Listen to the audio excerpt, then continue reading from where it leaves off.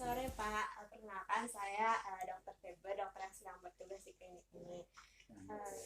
Ya, Pak, jadi sekarang saya akan melakukan pemeriksaan fisik untuk memeriksa kondisi kesehatan jantung Bapak. Ini akan sedikit tidak nyaman karena akan meliputi pemeriksaan leher, dada, dan juga tangan kaki. Apakah Bapak bersedia? Bersedia. Oke, baik Pak, terima kasih. Sekarang boleh silahkan berbaring Pak. Pasiennya dibantu untuk berbaring. Dan pemeriksa harus berdiri di sebelah kanan dari pasien. Sebelum memeriksa, saya akan mencuci tangan dengan sabun, kemudian mengeringkannya. Kemudian lakukan pemeriksaan. Dan akan meminta Bapak ini untuk membuka baju atasnya. Pak, apa boleh nanti dibuka baju atasnya? Oke, baik. Yang pertama saya akan melakukan pemeriksaan tekanan vena jugular. Di sini pasien diposisikan dengan nyaman terlebih dahulu, kemudian digunakan bantal untuk mengganjal kepala sehingga otot sternocleidomastoidnya rileks. Lalu kepala diposisikan 30 derajat dan pasien diminta untuk menoleh ke arah yang berlawanan dari pemeriksa. Pak, boleh kepalanya dimiringkan ke sebelah kiri?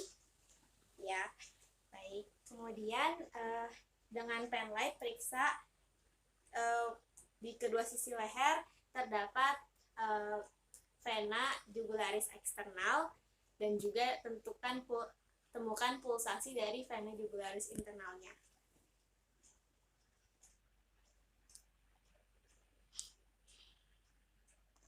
Nah, di sebelah kiri ditemukan di sini. Boleh digeser ke sebelah sini Pak sekarang.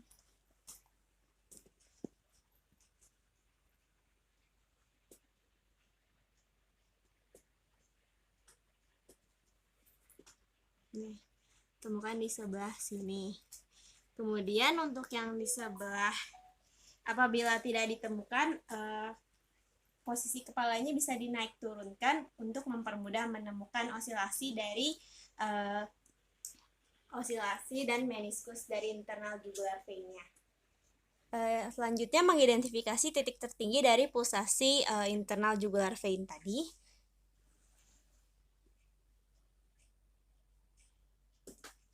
Temukan di sini. Kemudian letakkan penggaris secara horizontal dan juga dari titik yang tadi ditemukan, dan juga penggaris segitiga secara vertikal dari sudut sternum. Di sini. Kemudian posisinya harus secara horizontal dan hitung jarak vertikalnya yang ada di penggaris segitiga. Di sini temukan 4 cm. Sehingga hasil vertikal ini adalah merupakan hasil pengukuran tekanan vena jugularis dari sudut sternum, di mana sudut sternum sendiri jaraknya 5 cm di atas atrium kanan, sehingga didapat jaraknya 5 plus 4 cm air. Yaitu pemeriksaan pulsasi karotis. Di sini yang pertama dinilai yaitu amplitudo dan juga konturnya. Jadi pasien dibiarkan berbaring dengan posisi kepalanya di elevasi 30-45 derajat. Kemudian inspeksi leher untuk menilai pulsasi karotis. Pak, boleh agak menengadah.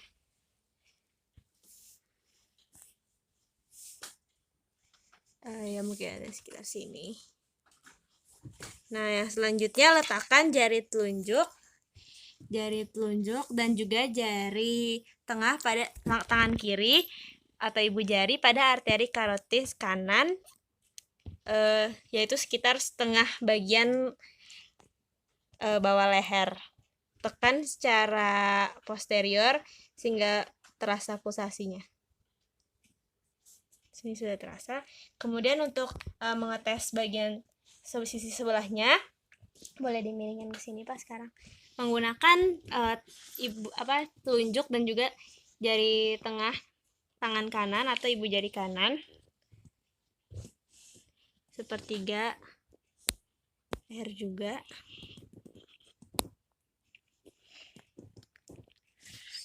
Tingkatkan tekanan sehingga terasa pulsasi dan juga kontur secara maksimal. Sudah terasa. Jangan tekan kedua karotid secara bersamaan. Lalu untuk pemeriksaan yang kedua yaitu pemeriksaan trill atau getaran dan juga bruit pada arteri karotis. Saat palpasi tadi dirasakan terlebih dahulu ada atau tidaknya getaran halus atau trill. Tadi sih tidak ada. Kemudian dengarkan bruit dan juga arteri karotis dengan menggunakan bagian diafragma dari stetoskop, yaitu bagian yang ini yang datar. Kemudian letakkan bagian diafragmanya pada area karotis yang sudah ditemukan tadi. Dan dengarkan apakah ada bruit. Sambil meminta pasien untuk menahan napas. Pak, boleh tolong ditahan nafasnya?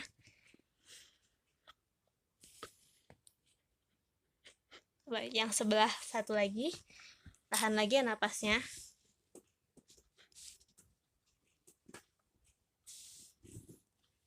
Baik. Itu pemeriksaan arteri brachialis. Lengan pasien diletakkan dalam posisi istirahat atau rileks. Dan dengan kondisi sikunya terekstensi dan juga telapak tangannya terbuka menengadah ke atas. Kemudian posisikan siku bisa dibengkokkan atau difleksikan pada derajat tertentu untuk memaksimalkan relaksasi dari otot. Kemudian saya akan meletakkan tangan saya di bawah siku pasien dan menggunakan jari telunjuk serta jari tengah untuk merasakan pulsasi pada arteri brachialis pasien yang berada medial dari tendon bicep. Yaitu pemeriksaan toraksnya. Yang pertama itu pemeriksaan untuk menentukan titik impuls maksimum. Yang pertama yaitu inspeksi, sebaiknya dilakukan di ruangan dengan pencahayaan yang baik. Dilihat apakah terdapat luka ataupun perbesaran. Kemudian pasien diposisikan dalam posisi telentang dan bagian kepalanya diposisikan 30 derajat dan kemudian menentukan lokasi titik impuls maksimum, biasanya di area sela iga 4 dan 5.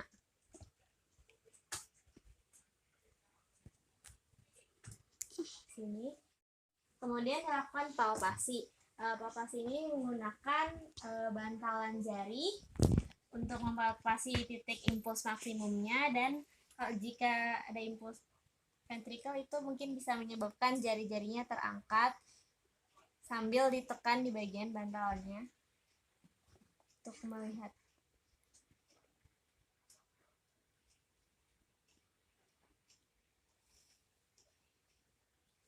Ya, kuat. Sudah.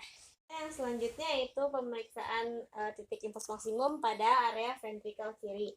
Di sini menentukan titik impuls maksimumnya dulu dalam posisi terlentang seperti yang tadi.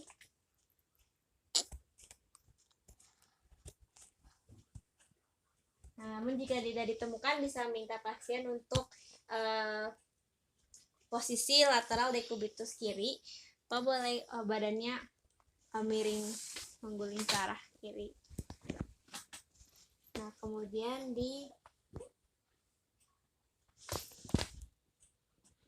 rasakan juga sambil minta pasien untuk membuang nafas dan tahan. Coba buang nafas terus ditahan.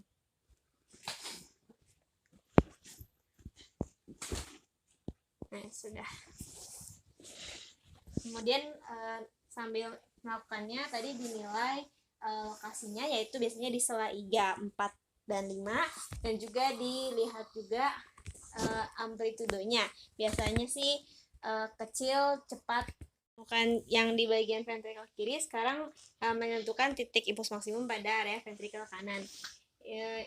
Pertama, posisikan pasien dulu berbaring dan kepalanya dengan sudut 30 derajat. Kemudian letakkan ujung jari pada area solaiga 3, 4, dan 5. Dan menginstruksikan pasien untuk menghembuskan nafas dan nahan agar titik impuls maksimumnya terlihat. Pak boleh keluarin nafasnya terus ditahan.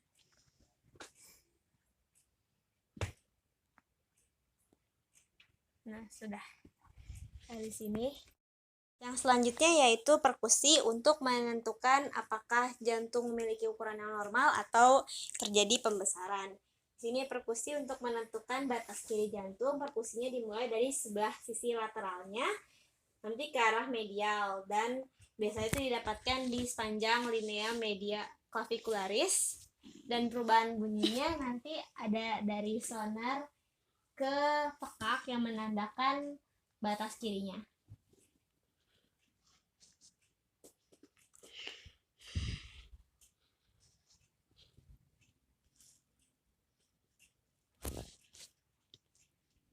Sini. Kemudian dicari batas kanan, biasanya terdapat pada linea sternalis kanan, dan bisa dicari dengan cara perkusi juga, dan dilihat perubahan suara dari sonar menuju pekak. Sini batas kanan. Kemudian untuk batas atas itu biasanya terdapat pada selaiga kedua.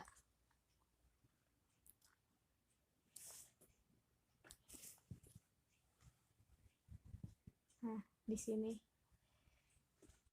itu pemeriksaan bunyi jantung yang suara pertama, kedua, ketiga, dan 4. Sebelumnya saya akan menjelaskan dulu mengenai suara-suara ini.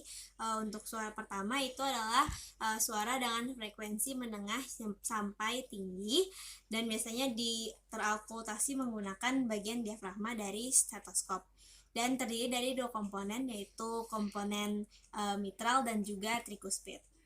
Kemudian untuk suara kedua itu berfrekuensi tinggi dan terdengar menggunakan diafragma juga, dan terdiri dari 2 komponen juga, yaitu aortic dan juga pulmonary valve.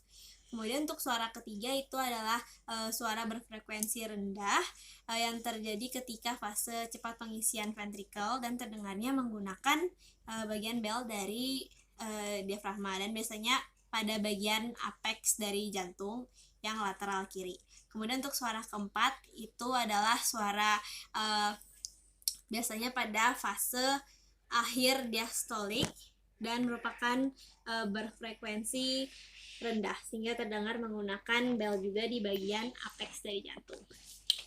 Sekarang dalam pemeriksaan heart sound ini pasien diposisikan secara telentang dan diperiksa pada 4 area katup jantung. Pertama yaitu area katup aorta yang berada di atas iga kedua kanan dan sela iga kedua pada linea parasternalis, yaitu ada di sekitar sini. Tahan dan ditekan. Lalu didengarkan suaranya.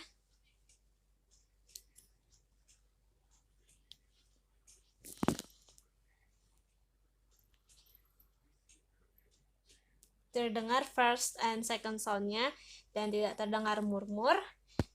Kemudian area katup pulmoner yang biasanya berada di sela iga kedua linea parasternalis kiri, ada di sekitar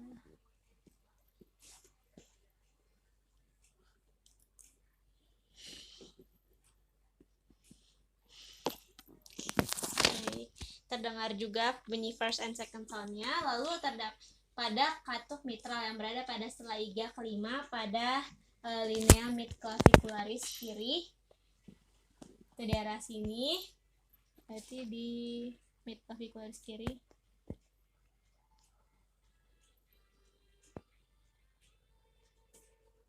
Lalu yang selanjutnya di area katup tricuspid yang berada di sternum dan di perbatasan antara corpus sternum dan juga processus xiphoid. Jadi ada di sekitar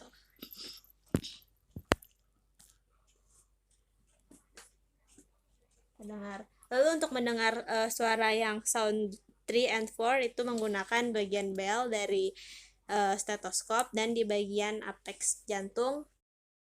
Sambil mendengarkan suara jantung tadi menggunakan stetoskop, didengarkan pula apabila terdapat murmur atau tidak.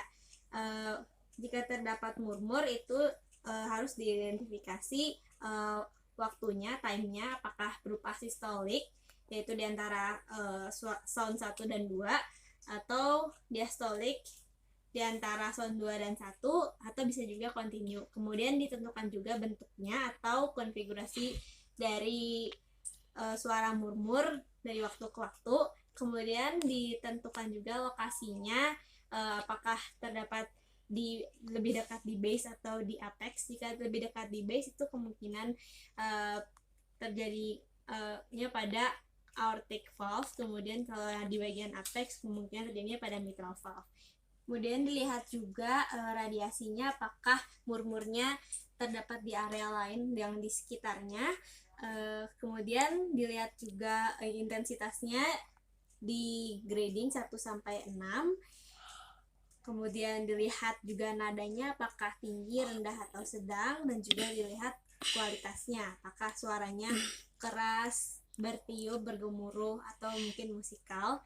Dan bisa juga didengarkan atau ditentukan karakteristik lainnya seperti variasi dari respirasi, juga posisi pasien, dan juga manuver-manuver lainnya yang menandakan karakteristik penyakit jantung. Itu yaitu pemeriksaan edema pada ekstremitas. Di sini pemeriksa saya akan menekan jari saya pada area dependen seperti tulang kering pada ekstremitas bawah pasien sekitar 2-3 detik.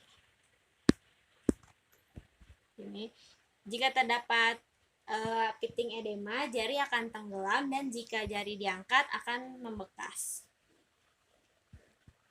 Ini tulang kering 2-3. Ini tidak terdapat pitting edema pada pasien. Sekian video pemeriksaan fisik untuk kardiovaskular dari saya. Mohon maaf jika terdapat kesalahan. Terima kasih sudah menyaksikan.